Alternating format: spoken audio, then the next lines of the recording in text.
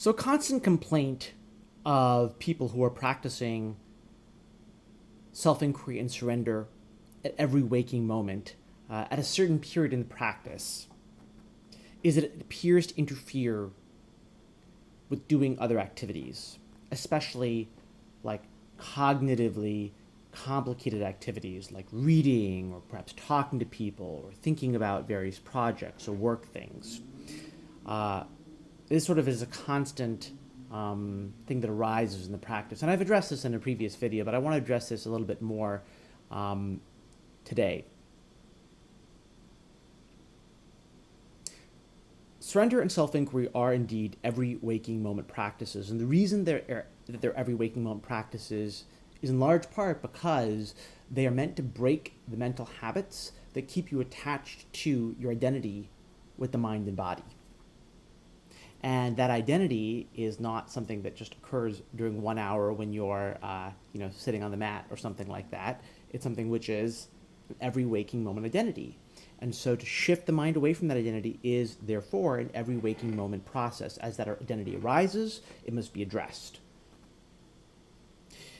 Now, what does that identity consist of? It consists of essentially these unconscious assumptions about who we are. That is essentially the egoic illusion. And one of the most difficult and subtle parts of this illusion is the notion that we are the thinker of our thoughts, the one who does the thinking. So what's actually happening is when you attempt surrender or self-inquiry with the implicit notion, unconscious, meaning you're not even aware of it, this strong belief that I am the thinker, I am the doer of thinking. That belief is what is actually then interfering with the activity, because it says that if I am the thinker and I am thinking about self-inquiry or surrender, then I can't be thinking about something else. But self-inquiry and surrender are precisely about challenging who the I is in that equation. They appear to be, superficially, at first, just another process of thought. But they actually are not. They're actually challenging the very way that one thinks about how that whole process is going on. So in a sense, what you might say is that at a certain point, self-inquiry and surrender are kind of in a half-baked state. And as you know, when things are half-baked, they don't look good. I mean, they might taste good sometimes if it's cookie dough batter or something like that, or cake batter or cookie dough. But basically, they don't look as they should finally. So in the midst of the process of surrender or self-inquiry, one runs into the subtle identification, I am the thinker, and that makes it appear as if self-inquiry and surrender are interfering with activity. Actually, they cannot interfere with activity, because surrender and self-inquiry are really pointing to the underlying fact that one is not the doer of activity in the first place.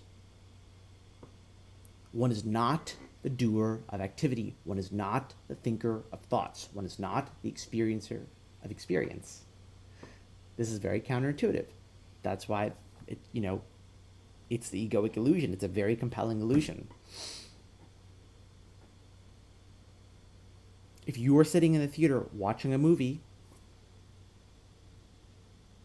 and you are reminding yourself, essentially, this is what surrender or self-inquiry are doing, that I'm in the theater, basically, or you're distinguishing yourself from the movie, right?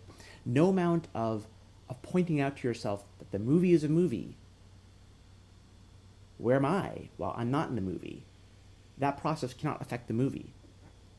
No more than that can surrender or self-inquiry affect the activities, but it appears that they do. What actually is going on is they are running up against the implicit false belief that I'm the thinker of thought and I'm the doer of action.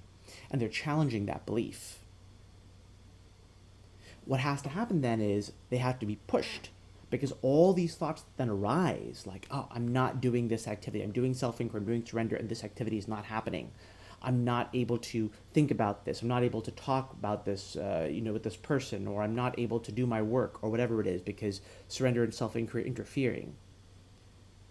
These thoughts that arise are arising because of the clash between inquiry and surrender and the implicit belief that I am the thinker. Inquiry and surrender have to be used on those thoughts, because those thoughts are the representation of that sort of unconscious belief that I'm the thinker. Because who has those thoughts? Who has those thoughts? As one goes into who has those thoughts, or one surrenders and ignores those thoughts and relaxes,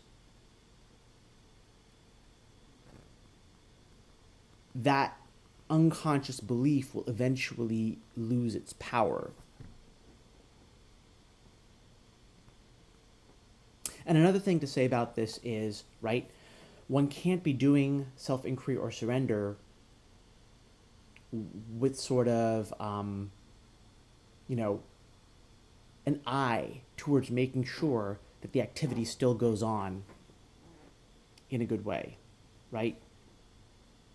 You can't have one foot here and one foot there, right? That is a problem if you want inquiry or surrender to go all the way. I mean, there are more preparatory practices which are also fine if that's what you can do. There's no shame in it, truly, to do something like, let's say, pure karma yoga, which is sort of preparatory to self-inquiry or surrender in their full mode. Karma yoga says, go ahead, do the activity, feel that you're the doer of the activity, but try to maintain the attitude that I'm not the doer. This is a thought. Try to maintain that thought, I'm not the doer of the activity, and also try to dissociate yourself from the outcome of the activity, meaning tell yourself, it doesn't matter whether things turn out well or things turn out badly. My duty is just to complete the process, and I don't care whether it turns out well or turns out badly. So that's called karma yoga. That's something that's helpful. So if you feel like it's too difficult to push inquiry and surrender purely, right, because everything seems to be coming to a halt and your life's going to go spiral down into this chaotic hell, right, that you're worried about, right, then do karma yoga instead. And then a kind of one step slightly more would be, let's say while you're doing it, right, you could, for example, try to remember God or chant a mantra or something like that, right? So sort of, right, we're kind of like, trying to push it a little bit further, right? But if you are really intent on doing inquiry or surrender, your job is not to balance inquiry or surrender with work or with anything, actually, with any kind of activity, with any kind of thinking, but to recognize that the sense that you have that inquiry or surrender is interfering with activity is itself the very illusion that needs to be dealt with through further inquiry and further surrender. Now, by the way, I should also mention, right, this is not to say that surrender or self-inquiry means that activity will proceed like it always did. It might not. The reality is your habits might appear to change. They might, or they might not. Things might go well, or things might go poorly. But the reality is that it has nothing to do with inquiry or surrender per se. You had successes and failures before you encountered spirituality. You had things that you, quote unquote, should have done, but that you didn't do before spirituality. And the same will be true, quote unquote, after. So we can't determine what will go on, whether we'll do a particular thing or not, and if we do a particular thing, whether it will turn out well or not. Those things aren't up to us. They never were, they never will be. What will change, however, is the level of inner peace that is experienced in the midst of life. Because it's really the sensation that I have this burden of doing and thinking, and that I'm not living up to that responsibility, and that bad things are going to happen to me. That's the problem. Not the actual activities in themselves, but the belief that one is going to be subject to the negative consequences or the positive consequences or whatever. And the sense that, one is the person who is doing those things. So the sense of interference, it's a natural result of self-inquiry or surrender running up against, an unconscious belief that I'm the thinker or the doer. And the only real solution past it is further inquiry or surrender. It is a natural thing that happens. It is an illusion. And, what you want to do is you want to question the thoughts that come up as a result of that illusion. Who is it that has the sense that the work that should be done isn't getting done?